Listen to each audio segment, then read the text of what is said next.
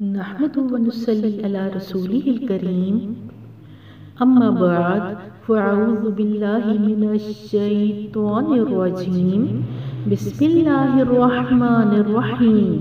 تفسیر سورہ البقرہ آیت نمبر 232 سے۔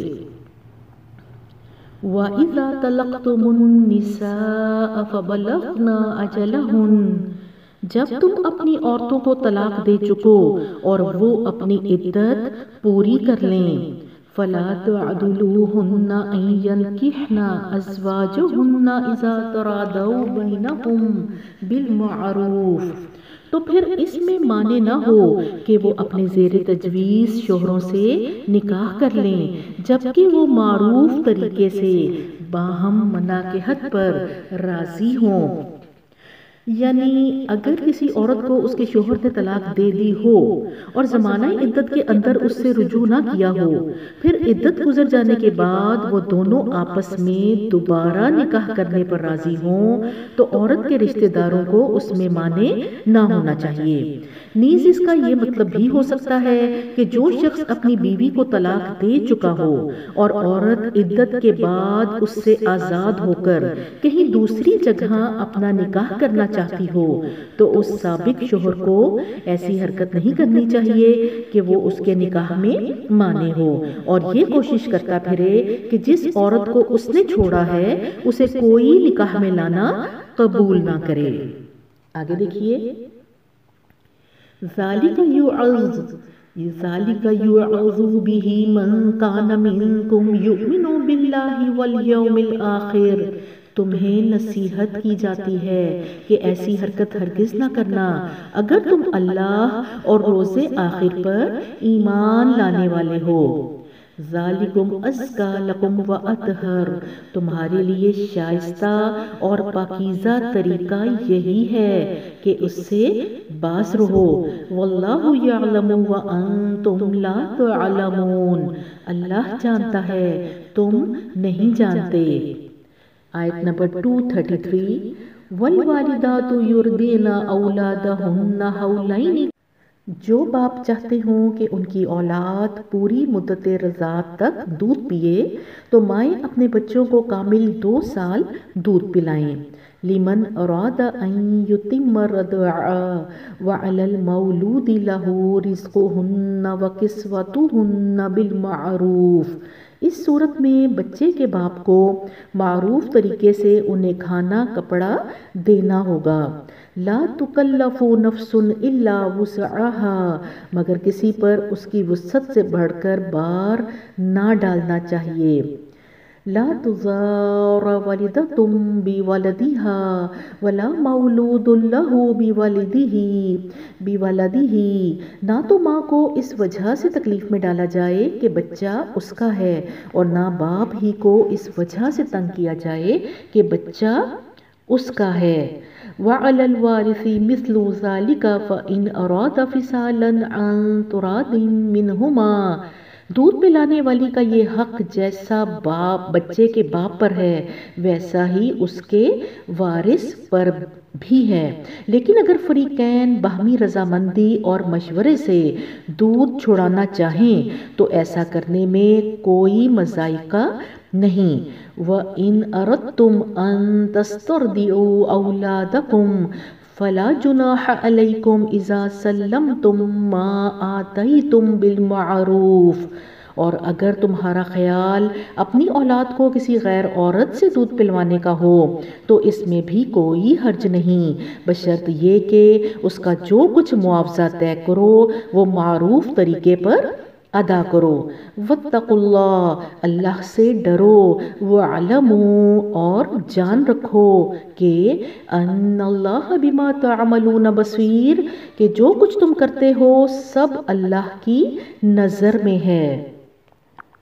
اس آیت میں اللہ سبحانہ وتعالیٰ نے مسلمان عورتوں کو حکم دیا ہے کہ مائیں بچوں کو 2 سال دودھ پلائیں۔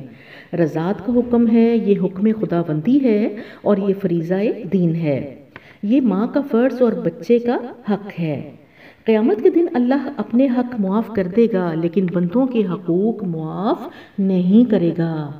ذرا غور کیجئے کہ رضاعت کا مسئلہ کتنا اہم ہے کہ طلاق ہو گئی ہے لیکن پھر بھی مشورے دیے جا رہے ہیں۔ لوگ آج کل کیا کرتے ہیں؟ اپنی نوکریوں کے لیے، سیر و تفریح کے لیے دودھ چھڑا دیتے ہیں۔ اللہ نے کہہ دیا کہ ساری کی ساری عورتیں چاہے وہ کمزور ہوں یا بیمار ہوں، دودھ نہ پلانا اللہ کی نافرمانی ہے، اور پلانے میں کتنا زیادہ اجر ہے۔ آپ صلی اللہ علیہ وسلم نے فرمایا، وہ ماں جو اپنے بچے کو دودھ کا پہلا گھونٹ پلاتی ہے تو اس کے بدلے ایک جان کو زندگی دینے کا اجر لکھ دیا جاتا ہے۔ یہ تو جنت کے حصول کا آسان طریقہ ہے۔ اور نہ پلانے پر وعید کیا ہے؟ آپ صلی اللہ علیہ وسلم نے فرمایا، مجھے جہنم میں کچھ عورتیں دکھائی گئیں کہ جن کی چھاتیوں کو سانپ نوچ رہے تھے۔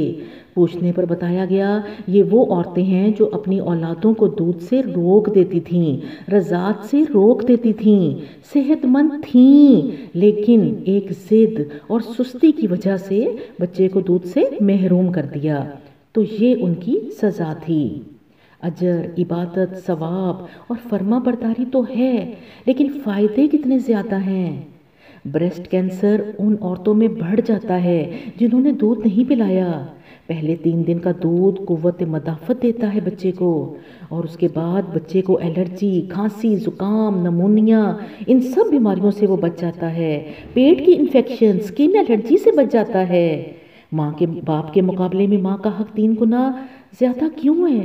کیونکہ اس نے حمل اٹھایا، حمل کی تکلیف اٹھائی اور پھر دودھ پلایا۔ یہ وہ 3 کام ہیں جو اس نے باپ سے زیادہ کیے۔ آیت نمبر 234 پہ آ جائیں۔ وَالَّذِينَ يُتَوَفَّوْنَ مِنْكُمْ وَيَذَرُونَ أَزْوَاجًا يَتَرَبَّصْنَ بِأَنفُسِهِنَّ 4 أَشْهُرٍ وَعَشْرًا۔ تم میں سے جو لوگ مر جائیں ان کے پیچھے اگر ان کی بیویاں زندہ ہوں تو وہ اپنے آپ کو 4 مہینے 10 دن روکے رکھیں۔ فَإِذَا بَلَغْنَا أَجَلَهُنَّ، پھر جب ان کی عدت پوری ہو جائے تو فَلَا جُنَاحَ عَلَيْكُمْ، تو انہیں اختیار ہے، فِيمَا فَعَلْنَا فِي أَنفُسِهِنَّ بِالْمَعْرُوفِ، کہ اپنی ذات کے معاملے میں معروف طریقے سے جو چاہیں کریں۔ واللہ بما تعملون خبیر، تم پر اس کی کوئی ذمہ داری نہیں اور اللہ تم سب کے اعمال سے باخبر ہے۔ یعنی اس آیت میں ایک خاتون کی شوہر کی وفات کے بعد اس کی عدت قرآن پاک میں 4 ماہ 10 دن بتائی گئی ہے، اور یہ بیوہ خاتون کے لیے ہے، حکم خداوندی اور فریضہ دین ہے۔ حدیث سے پتہ چلتا ہے کہ کسی شخص کے رشتہ دار، عزیز، قرابت داروں کی وفات کے بعد تو عدت 3 دن کا سوگ ہے۔ دنیاوی سرگرمیوں سے کٹ کر الگ ہو کر بیٹھنا، کیونکہ غم، دکھ، پریشانی بھی ہے، اور یہ حکمت بھی ہے کہ اگر کسی نے تعزیت کے لیے آنا ہے تو بخشش کی دعا کا معاملہ سہولت سے ہو جائے، وراثت کے معاملات بھی ہو جائیں، تو لہٰذا 3 دن کا سوگ ہے، اس سے زیادہ نہیں ہے۔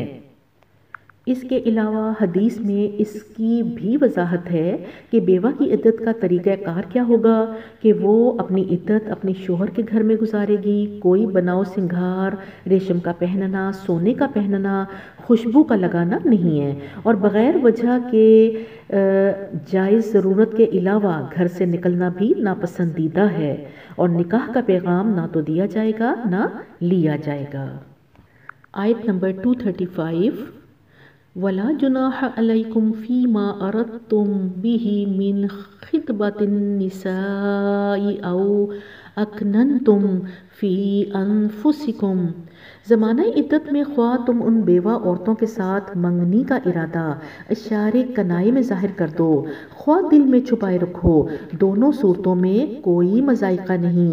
علم اللہ، اللہ جانتا ہے، انکم ستذکرونہن ولکن لا تواعدوہن سرا الا ان تقولوا قولا معروفا، کہ ان کا خیال تو تمہارے دل میں آئے گا ہی، مگر دیکھو ہو خفیہ عہد و پیمان نہ کرنا، اگر کوئی بات کرنی ہے تو معروف طریقے سے کرو۔ وَلَا تَعْزِمُوا عُقْدَةَ النِّكَاحِ حَتَّى يَبْلُغَ الْكِتَابُ أَجَلَهُ، اور عقد نکاح باندھنے کا فیصلہ اس وقت تک نہ کرو جب تک کہ عدت پوری نہ ہو جائے۔ وَاعْلَمُوا، خوب سمجھ لو، أَنَّ اللَّهَ يَعْلَمُ مَا فِي أَنفُسِكُمْ فَاحْذَرُوهُ، کہ اللہ تمہارے دلوں تک کا حال جانتا ہے، لہٰذا اس سے ڈرو۔ وَاعْلَمُوا، اور یہ بھی جان لو، ان اللہ غفور حلیم، کہ اللہ بردبار ہے، چھوٹی چھوٹی باتوں سے درگزر فرماتا ہے۔ آیت نمبر 236 پہ آ جائیں۔ لا جناح علیکم، تم پر کچھ گناہ نہیں، ان طلقتم النساء ما لم تمسوہن او تفرضوا لہن فریضہ، اگر اپنی عورتوں کو طلاق دے دو قبل اس کے کہ ہاتھ لگانے کی نوبت آئے۔ او تفریضوا لہن فریضۃ ومتعوہن علی الموسع قدرہ وعلی المقتر قدرہ متاعا بالمعروف، قبل اس کے کہ ہاتھ لگانے کی نوبت آئے یا مہر مقرر ہو، اس صورت میں انہیں کچھ نہ کچھ دینا ضرور چاہیے۔ خوشحال آدمی اپنی قدرت کے مطابق اور غریب آدمی اپنی مقدرت کے مطابق معروف طریقے سے دے۔ حقاً علی المحسنین، یہ حق ہے نیک آدمیوں پر۔ آیت نمبر 237، وَإِن طَلَّقْتُمُوهُنَّ مِن قَبْلِ أَن تَمَسُّوهُنَّ، اور اگر تم نے ہاتھ لگانے سے پہلے طلاق دی ہو، وَقَدْ فَرَضْتُمْ لَهُنَّ فَرِيضَةً فَالنِّصْفُ مَا فَرَضْتُمْ إِلَّا أَن يَعْفُونَ أَوْ يَعْفُوَ الَّذِي بِيَدِهِ عُقْدَةُ النِّكَاحِ، لیکن مہر مقرر کیا جا چکا ہو تو اس صورت میں نصف مہر دینا ہوگا۔ یہ اور بات ہے کہ عورت نرمی برتے اور مہر نہ لے، یا وہ مرد جس کے اختیار میں عقد نکاح ہے نرمی سے کام لے اور پورا مہر دے دے۔ وَأَن تَعْفُوا أَقْرَبُ لِلتَّقْوَىٰ، اور تم یعنی مرد نرمی سے کام لو تو یہ تقوی سے زیادہ مناسبت رکھتا ہے۔ وَلَا تَنسَوْا الْفَضْلَ بَيْنَكُمْ، آپس کے معاملات میں فیاضی کو نہ بھولو۔ إِنَّ اللَّهَ بِمَا تَعْمَلُونَ بَصِيرٌ، تمہارے اعمال کو اللہ دیکھ رہا ہے۔ جی تو آیت نمبر 237 تک مارک کر لیں۔ اللہ سبحانہ وتعالیٰ سے دعا ہے کہ وہ ہمیں ان آیات کو صحیح طور پر سمجھنے اور ان پر عمل کرنے کی توفیق عطا فرمائے۔ ربنا لا تزغ قلوبنا بعد إذ هديتنا وهب لنا من لدنك رحمة إنك أنت الوهاب، آمین ثم آمین۔